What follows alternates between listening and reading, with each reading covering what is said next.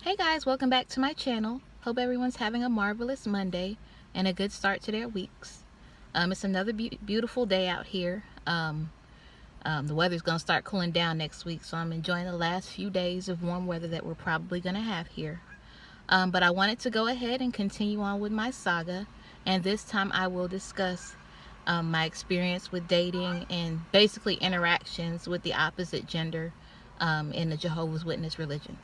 So if you're interested in hearing my story, please stay tuned. So before I start talking about my personal experience, I'm going to talk a little bit about what dating is like in the Jehovah's Witness religion, how the religion characterizes dating, what they think of it, and basically how it is. With basically Jehovah's Witness dating is basically there's only one mission, and the purpose of dating is to actually find a marriage mate. That is the only reason why you should be dating someone.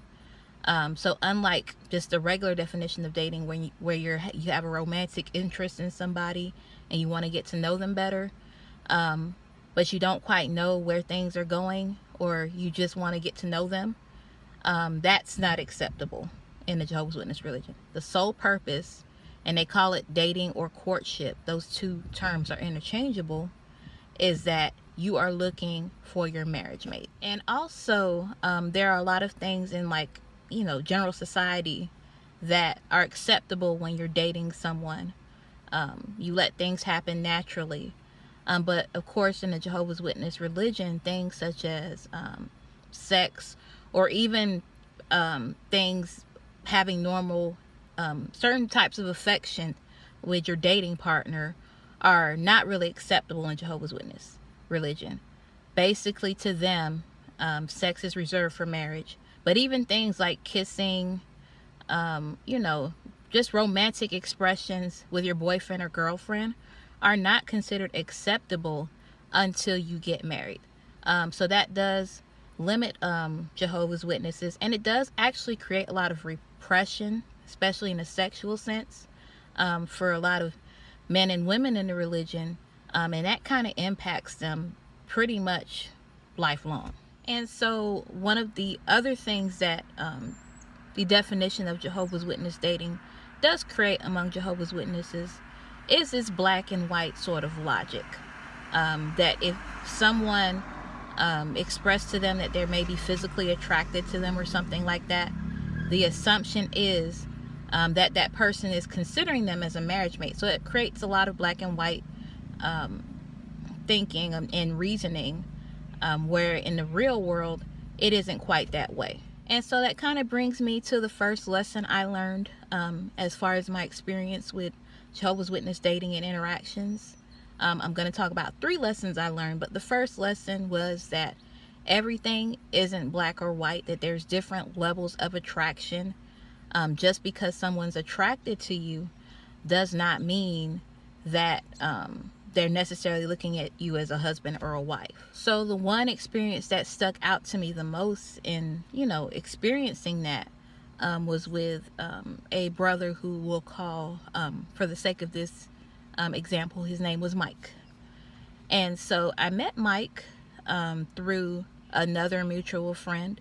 Actually, the friend that I met him through was actually another brother that my best friend that I talked about in my last video was interested in. And she actually had she baked him something, and she invited him to come over and, pick up what she baked for him. But she called me really quick and she said, hey, I need you to come over just in case, I want to make sure that I'm not with him alone. And as I mentioned in the last video, Jehovah's Witnesses are really big on chaperones and not having two, like a brother and a sister, alone with each other by themselves. So anytime that possibly may happen, a lot of times somebody will ask for a chaperone to be there or something like that. Even though these two were not dating, basically I was asked to come over to her house. So I rushed over to her house, and when that brother came, our friend, he brought Mike over. And so that's where I first met him. I thought he was cute, but at the time, again, I wasn't the type of person to immediately fall in love with somebody just because I thought they were cute. in my mind, I'm like, I want to make sure that they're kind of interested in me as well. So I just saw him as a cute brother. I didn't think anything of anything. So the four of us start kind of chilling at the house. We're watching movies, having a good time. And a few minutes into them being there, Mike starts kind of flirting with me, sort of. And so I'm like, okay, is this dude like flirting with me or something like that? Because it came off to me that he was kind of interested in me or in everything. And so towards the end of the visit, my BFF, she invited the two brothers, to join us for skating later this week, so that we can hang out a little more. So fast forward to the day we go skating. We meet up, and a couple other friends meet up. And this dude starts flirting a little more. So, flirting, kind of getting physical, kind of giving little hugs, playing with my hair, things like that. There was a little arcade where we went, giving me his tokens. So to me, it kind of felt like, okay, so he really is kind of flirting with me. And even the other brother, our mutual friend, was asking me, hey, I see you chilling with Mike there, do you like him? Are you having a good time with him? Y'all seem like y'all would be together. So it really made me feel in my mind that this dude was interested in me. But again, the bad thing was, instead of enjoying the flirtations and enjoying just being around a brother that I found physically attractive, I began to think, because this brother is expressing some form of interest in me, automatically makes me think that, oh, he's considering pursuing me as a marriage mate. So I kind of made things a much bigger deal than I should have. And so for like the next year and a half, I basically, to me, in my mind, I fell in love with the dude. But in hindsight, it was just like a really big infatuation. But for a year and a half, I kind of sat there and waited for the dude to at least ask me out, or for us to maybe pursue a full relationship on just, of course, very surface flirting. And so it was kind of sad, and actually this is the same person I talked about in the last video that my friend knew about, that I was really interested in, and she kind of went and talked to him and was trying to get at him behind my back. But it was kind of one of those things where you kind of sit there and wait for somebody to fully ask you out. And of course it doesn't happen, because he was just simply hanging with a sister he thought was cute. And so long story short, he ended up getting married. And I remember being really, really just heartbroken and disappointed, even though the only signals this dude was showing me that maybe he was physically attracted to me was just a little flirting. It wasn't showing me that he was interested in me in a sense that he was looking at a potential marriage mate. But because my thinking was so black or white, yes or no at the time, I kind of misconstrued his signals. So it was just kind of really sad. It led to a couple of embarrassing and awkward moments during that time period. It's kind of awkward even talking about it now, because I think back and it's kind of cringy thinking that I used to think that way.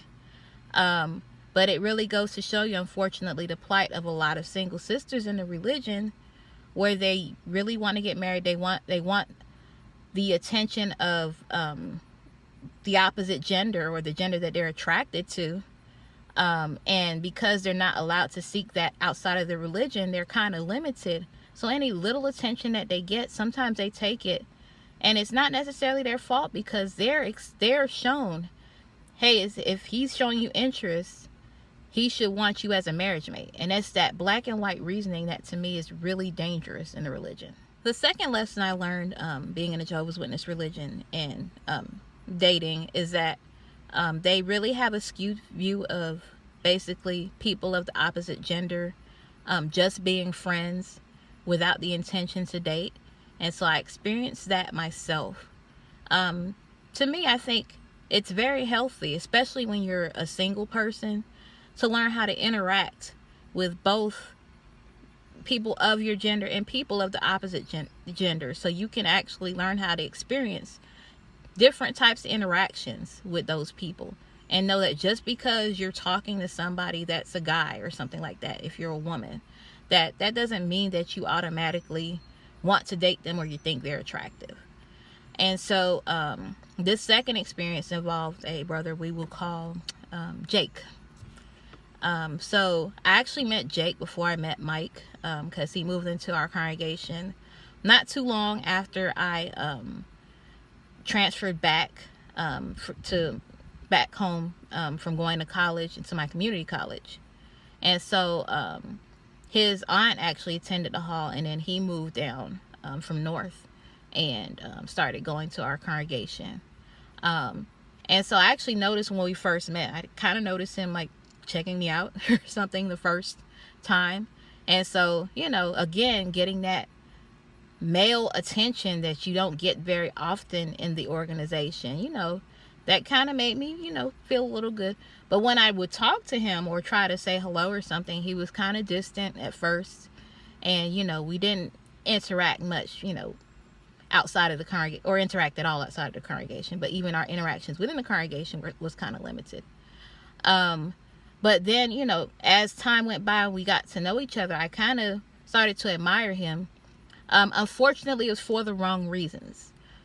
Because his brother had, he had like this autoimmune disorder that I won't mention because, you know, just to not give the brother away. But he had an autoimmune disorder that one of the main treatments was a blood transfusion. So whenever he would get sick or something, the best treatment to help him would be blood transfusion. So every time he did not receive that, of course, his life was in danger. So he basically, anytime he got sick, he was risking his life. Anytime he went to the hospital, we didn't know if he was coming out. And so I remember, like, you know, thinking how brave he was, that he was sticking up for Jehovah, you know, and not taking those blood transfusions. Of course, very, very messed up way to view things at the time. But that's kind of how I looked at him and admired him at the time. So, you know, I remember one time he had a really bad attack, basically. Was in the hospital for weeks. And I remember, like, you know, not sure if he was getting out or not. So I decided to write him a little card to kind of tell him how I felt about him, which basically not me. I rarely, you know, kind of express myself to a brother like that. But, you know, I just wanted to let him know that I kind of admired his faith and things like that. And so when we visited him at the hospital, my family, I snuck the card so they didn't see me put it in there. But after that, you know, he got better and our relationship kind of picked up a little bit. But we still was kind of distant. He was still kind of very, you know, still very formal, our interactions. So, you know, he's in our congregation for a few years. Actually, in the meantime, I met Mike and had the whole thing with him, interaction with him. And so now it's after that, one day out of the blue, because his brother was like a literature servant, so I would get my magazines from the counter, and I was actually, at this point, I was regular pioneering, so I was constantly getting magazines. So one day I was getting my magazines and he was there, and out of the blue he was like, "Oh, just the person I needed to talk to." I was like, "Yeah, what's up?" He was like, "Oh, I need you to research this this program, you know, for my illness, and, you know, kind of, you know, help me look into it." And I'm like, "Yeah, no problem." He's like, "Yeah, here's my email and my phone number." Now at the time, in my mind, I'm like, he can't research this himself. And then I realized it was basically a slick way for him to give me his contact information. So I did what any good Jehovah's Witness would do. I did what he asked. I researched whatever the program was. And then I emailed him back and showed him what I found.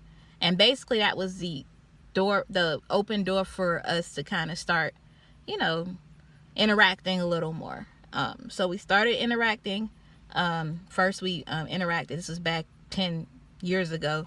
So like through Yahoo Messenger, we would kind of text each other, "How's your day?" or whatever. He was still kind of distant when we would talk you know, at the meetings or things like that, you know, but we kind of slowly started getting cooler and cooler, and eventually he kind of told me that he did actually like me, and but he was kind of nervous, and that's kind of why he was distant. I thought he was just distant because he wasn't interested, but he actually was. So we figured out that we actually liked each other all along. But we realized, because of his illness, it kind of made it kind of created difficulty because his illness didn't allow him to take on a regular job or something like that. So if we were to pursue anything further, such as a dating relationship or a marriage, it'd be very difficult for us because I'd have to be the breadwinner and the main one working. And to me at the time, it wasn't too big of a deal, but I knew like my family didn't really want that for me. They wanted a brother, who was able-bodied, who was able to, work and, basically take care of his household. And they didn't want me being the main breadwinner, so I knew it was going to be an issue if we ever did decide to date. So we kind of just, we became really close friends. We would text, call each other every day. Things were cool. I was kind of, satisfied with just being friends, even though we knew we still liked each other. But that's pretty much the extent of that relationship. We just literally texted and called each other and, kind of talked with each other. And my mom kind of knew about it, because at that time I was really open with what I was doing, who I was texting. And then she would ask me every few weeks, "Are you dating him yet?" And I'm like, "No, Mom, we're not dating. We're just getting to know each other." "Are you dating him yet?" "No." And so this went on for a series of weeks where she would ask me and I'd be like, "No." So one day, fast forward a few months into us talking, and that's all we did was talk. Literally, it was just text messages. We didn't do anything. We didn't even meet up. I might see him at a gathering, but we didn't even interact closely with that. We were really careful because we didn't, we were both holding positions in the congregation. I was a pioneer and he was a literature servant and getting ready to be a ministerial servant. So I didn't want to, we didn't want to do anything to mess that up. So we were really careful. We were just texting. So fast forward several months later, I'm starting to kind of look into different, different congregations and trying to reach out, and trying to get into the foreign language field. And so I was checking out this, sign language group. But I actually must have messed up the time or something, because when I got there, no one was there. But I get home from checking it out, and my mom has a stern look on her face. I'm like, "Oh, what did I do?" And so she's like, "I need to talk to you." She takes me out of the house. We sit in my car, and she's in the driver's seat and I'm in the passenger side. And she asked me again if I'm texting Jake. And I say yes. And she's like, are y'all dating? And I explained no. So my mom basically, she went off. She threatened. She said, this is not appropriate. You don't need to be texting someone if you're not dating them. And by the Watchtower's definition, you guys are dating, and it's not appropriate that you're claiming you're not dating. And that if this continues, if I continue to text Jake, that basically she was going to report me to the elders in our hall. And that if I got in trouble, that basically my status as far as staying in their house was in jeopardy. So basically she's threatening to keep me out of the house. So I was like, oh my goodness, I'm freaking out. And I'm kind of mad because I'm like, first of all, at the time I was 24 years old. I was on the family plan of my cell phone, but I was paying my portion of the phone bill. And I was working, full time, doing everything I was supposed to do in the organization. And still, I'm being fussed at over text messages. And so I was kind of ticked. I should have taken it as a cue to start looking for my own place since I could afford it at this time. But I was afraid of my reputation because at the time, they didn't really like sisters moving out on their own anyway. They thought they were kind of being having an independent spirit. So, very upset, but I reached out to Jake by email and said, hey, look, we can't text anymore. My parents aren't feeling it. And so that was unfortunate because I kind of lost a person that I was able to talk to, a good friend. But we kind of ended it on a mutual note and, things were kind of cool. But it was really tough because even after that, so I followed my parents' wishes and I stopped texting him. But I still was basically being monitored. Like anytime I was on my phone or I looked like I was texting somebody, somebody in my household will look and run to the other family member. Well, I hope she's not texting Jake or somebody else. So it was constantly, it was constantly kind of a struggle, kind of making things up to my parents and reassuring them that I wasn't disobeying them. But, at the same time, I felt some type of way because, of course, I was a grown woman, and I wasn't doing anything inappropriate or disrespecting their household. I was just simply, interacting with a person who I considered a friend. So the lesson I learned there, that it was okay to, be friends with someone that's of the opposite sex. And, especially if you're a single person and you're kind of learning how to interact with different people, that's a healthy thing to do. It's healthy to have girlfriends and guy friends. But, in the organization, that's pretty much not allowed. I mean, I think different congregations view it differently, different areas view it differently, but in my area, it was greatly frowned upon. So the biggest and most profound lesson that I learned when it came to dating as a Jehovah's Witness and dealing with basically the opposite sex is how you have to really be careful when you're who you're dealing with, whether you're dealing with a Jehovah's Witness person or not.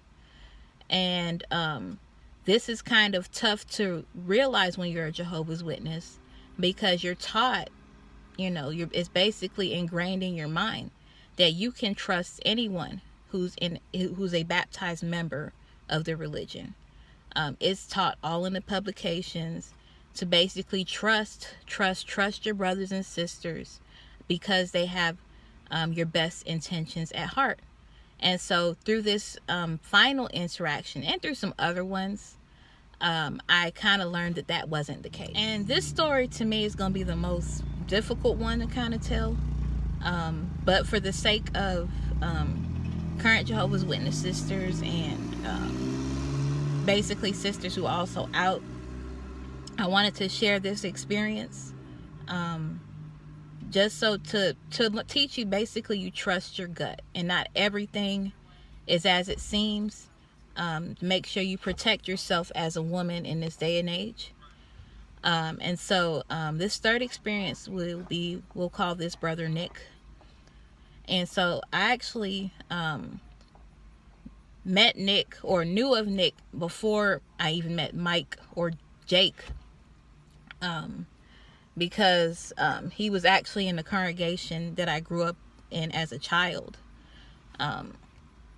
We were both in the same congregation, but we didn't really interact or anything like that. We were just going to the same meetings.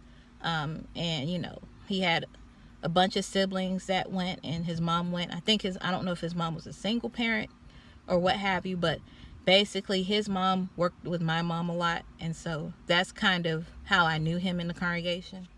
But we didn't interact basically at all during that time. And then eventually I moved away from that congregation in my teens. So fast forward, I'm about 24 years old at the time. I'm getting back on Facebook, trying to kind of catch up with people like my classmates and people from my old congregation. And so, I'm out there sending friend requests and, adding people as friends. And that's kind of how I got reacquainted with Nick. Because I had friended a bunch of people. I didn't friend him because I didn't know him like that. But I guess, what happens is Facebook tells people, who's friending who. And so I guess he saw that I had friended a bunch of friends from, the same congregation. So he added me as a friend. So, he sent me the friend request. I accepted it. They started sending me messages like, hey, you're beautiful. Thanks for adding me, things like that. And so I messaged back. I'm like, hey, it's been a while, how's your family? Used to be in your hall. And based on his response, I realized that he didn't add me because he remembered me from the congregation. He added me because basically he saw a young lady on Facebook he wanted to get to know better. So I, we kind of messaged back and forth. And then he messaged me his number and said, hey, text me, let's text. And at this point, this is after the Jake situation. So I kind of learned another lesson in the process, that, you know, not to be so transparent with my family, that, you know, I was a grown woman and I could text and I could deal with who I wanted to. And so at this point, I had stopped being so transparent with my text messaging. So me and him started texting back and forth, and pretty much almost immediately, the text on his end started kind of turning sexual, where he was asking me personal questions, you know, like, was I a virgin and things like that. And at the time I was, and I had never done anything. I never kissed anyone. I was just really basically innocent, where I hadn't done anything. But at the same time, I was a 24-year-old woman. So, you know, I was very repressed, and I was curious about those type of things, which is why I kind of entertained the text. And, you know, because you have a curiosity about something that you have never experienced before. And so, you know, I think he kind of took advantage of that. And so we were texting back and forth. But I knew, like, in my mind, you know, my naive self, I just assumed, like, okay, he knows the rules as far as Jehovah's Witnesses. He knows he's not supposed to, you know, actually try to be sleeping with anybody outside of being married. He knows he can get in trouble for that. So, you know, I entertained it, but I kind of trusted the fact that he wouldn't try anything like that, because, you know, he was a baptized Jehovah's Witness. You know, his relationship with Jehovah should have been important to him. So after a while of texting, he asked to meet up with me, or, you know, kind of for us to link up. And I said to myself, let me meet up with him, you know, the first time in a public place. So I decided to meet him on my lunch break at work at this mall that was down the street from my job. So I was like, let me meet up with him there, because I don't know what to expect. So I met him there in person. And first impressions was he didn't seem interested at all. You know, he was kind of distant. I'm not the type of person that expects people to pay for my stuff, but I went and got my lunch, and, you know, on one end, he's just kind of, he let me get my own lunch. But on the other end, he's on Facebook talking about, oh, I love to pay for women. Women don't ever have to pay for lunch when I'm with them and things like that. So that was kind of a red flag, because, of course, it should have shown me that he kind of didn't see me in that high of a manner. You know, he was just after one thing, but it still didn't click yet. And so met up with him. He basically tried to kiss me the first time, and I'm like, I'm not ready for that yet. I don't know you like that. And so after that, he kind of distanced himself. And so I'm like, okay, that's odd. So then not too long after that, he was kind of like, you know, oh, I have a lot of stuff going on, you know, you're beautiful, but I just, you know, we could just stay friends. So I'm like, okay, whatever. Didn't think anything of it. And I just went about my business. And then after a few weeks, he started messaging me again. So I'm thinking, oh, okay, he's coming around, messaging back and forth. But again, it was about the same thing. He seemed to be pressuring me to do things I wasn't going to do. But again, I'm so naive. I'm thinking I need to trust my brother. So I agreed to meet with him another time, you know, at the same mall. Hey, let's meet up. And so, go up there. This man basically stood me up. And so I felt I was really hurt. I was crying close to tears. 'Cause, you know, this person was supposed to be a baptized brother is kind of standing me up, playing with me, things like that. So, you know, I leave the mall. Later that night, I was supposed to head to some sister's house we would exercise once a week. So I went to do that, and then that's when he texted me and said, hey, you know, let's meet up. And I'm like, well, I'm kind of busy with my sisters, you know, we're working out or whatever. He's like, oh, meet me afterwards. And so, you know, in my mind, my gut's telling me, don't meet with this fool. But again, you know, the curiosity, the almost, you know, being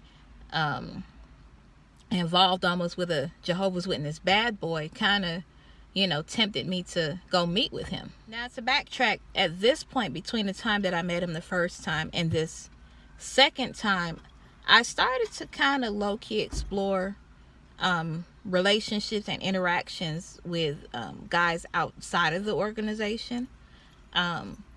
For instance, there was this gentleman who was who was working at the school that I worked at. I worked at several schools, but this is one of the schools I worked at. And he kept asking me out, kept asking me for my phone number. I kept putting him off. And so eventually I said, you know what, let me give this guy a chance. Not necessarily his boyfriend and girlfriend, but let me just, kind of get to know him, interact. So we had some interactions. He was really sweet guy at the time. So we kind of started getting to know each other. And actually, the funny thing is, my first kiss was with a guy outside the Jehovah's Witness religion. And so that was interesting, because between the first meeting with Nick and that second one, I actually had my first kiss. But again, I didn't do anything else. And that the guy at the time was very respectful of that. That experience was really interesting, just kind of getting to know somebody outside of the religion. And, even though I don't think we were necessarily compatible, he kind of showed me that, there was nothing wrong with guys outside of the religion. They weren't all after the same thing and all pressuring you to do stuff, unlike what Nick was doing. So fast forward back to this evening. So, even though my gut's telling me not to meet up with this dude, I meet up with him anyway. And so he has me meet him in this parking lot, and he gets in my car as we meet.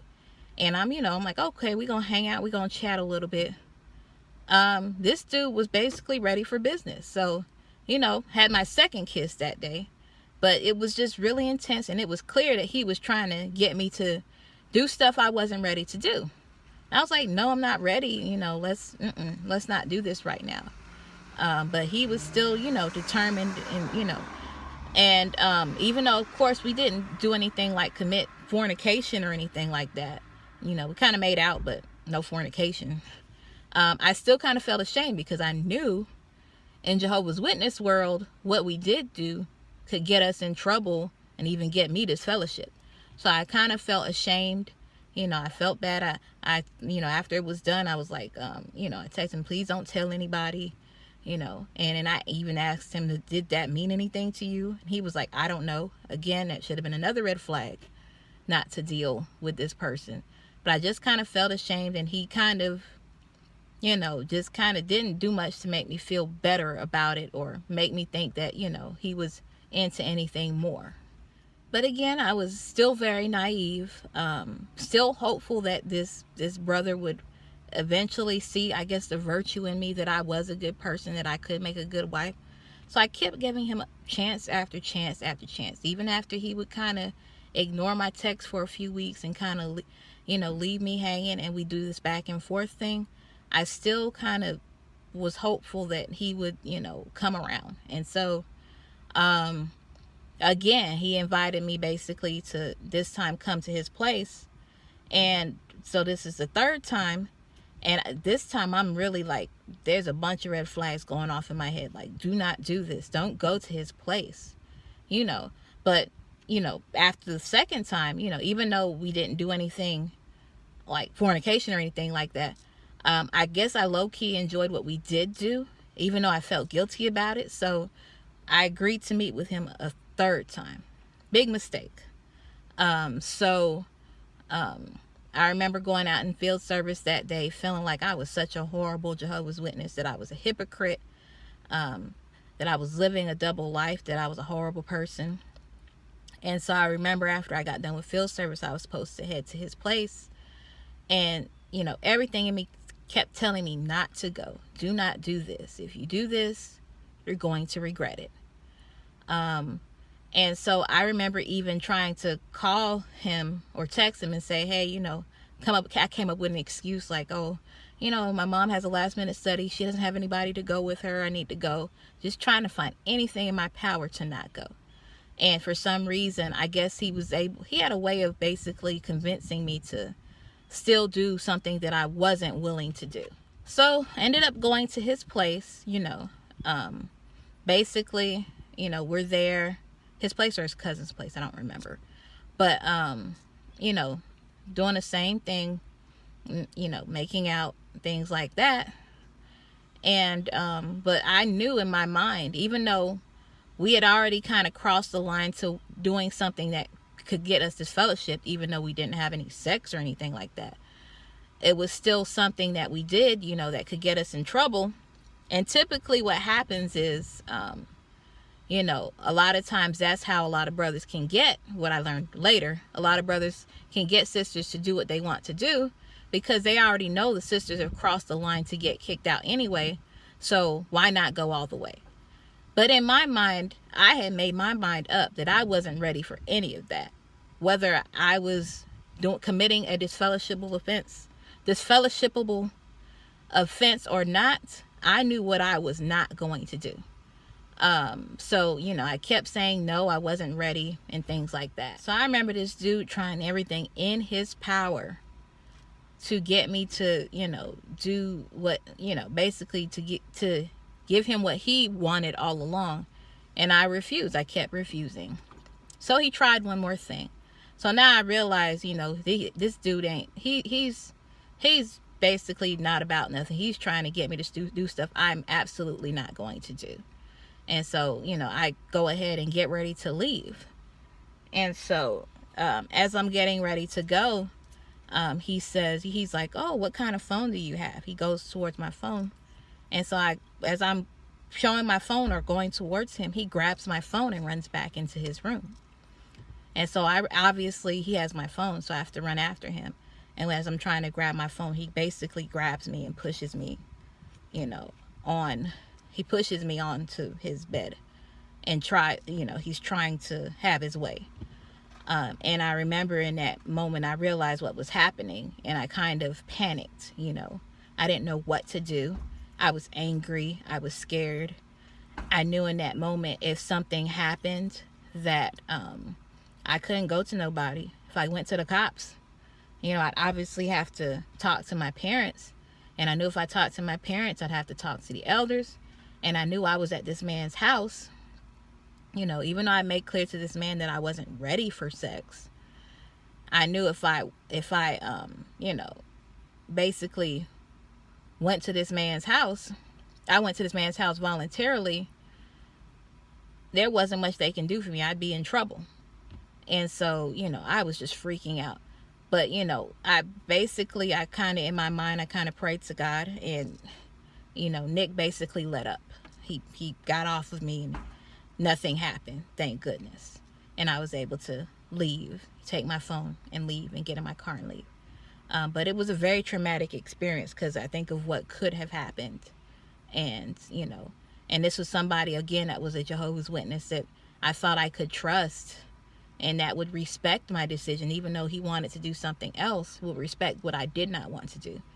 And that, of course, that wasn't the case. So I remember just it being a big lesson for me to not put my implicit trust on any man, whether he's a baptized Jehovah's Witness or not, and to just be careful, to not risk doing things that, you know, I would regret doing later, and to just trust my gut, because I did not trust my gut, and it almost got me into really deep trouble. And so it was after that I kind of realized, even though I had been conditioned to believe that, hey, Jehovah's Witness men, the worst Jehovah's Witness man is better than the best worldly person. And through my experiences, I realized that wasn't the case. And after a few other experiences, because after after him, you know, I basically, it seemed like the other interactions with any other Jehovah's Witness brothers, it seemed like they were basically after the same thing. I kind of actually think that this guy, Nick, actually may have talked to some other brothers and things like that, because I wasn't getting much attention in the Jehovah's Witness religion. And all of a sudden, you know, all these people were hitting me up, but it was obvious that they were hitting me up for one thing. He must have told them, you know, untruthfully that we had done something when in fact, you know, we had not. And so it seemed like afterwards, that's all that everybody was after. And so that basically does a number on your self-esteem when you think that you're not good enough to be a wife. You're only good enough, you know, people only looking at you sexually and things like that. That's kind of depressing. But it did kind of teach me to kind of open up my horizons, expand, not limit myself to just interacting with Jehovah's Witness men. And so at that point, I started becoming a little more open to dating outside the religion, and started, getting out there, doing the social media thing more, learning about the different social media apps and interacting with people on there. And I could say that my experiences, with the gentlemen that I interacted with outside of the religion were far better than the ones inside the religion. Not saying that Jehovah's Witness men are all bad. They're not. There are many good people both in and out the religion. But, I was able to at least have more healthy interactions with gentlemen outside of the religion. And so it was through one of those social apps that I actually met my husband. And so basically, things kind of changed from there. So I wanted to tell my story. There's some parts, of course, that were embarrassing and some things that I don't like talking about, but for the sake of transparency and hopefully other Jehovah's Witness women and men who could also relate to my story would benefit from it. And also, I wanted to basically relate the lesson that you basically need to trust your gut, protect yourself at all times, whether that's protecting your heart and your emotions, but protecting yourself. And to basically go with your instincts. If something does not seem right, do not trust people just because they're part of a religion. Okay? Do not trust people just because they're baptized Jehovah's Witnesses or any type of religion. Just because they claim they're Christian, you don't put your implicit trust in them. Basically, people have to earn your trust. And that's what I kind of learned overall when it came to interacting with people in a Jehovah's Witness religion. So in my next episode, I will talk a little bit more about how I met my husband and how I navigated our dating relationship and our relationship as a whole through being a Jehovah's Witness sister and kind of what happened from there. So if you're interested in hearing that part of my story, please stay tuned. Also, feel free to like, comment, and subscribe. Continue to check out the YouTubers in my description box. Hope everyone is having a wonderful day. Much love.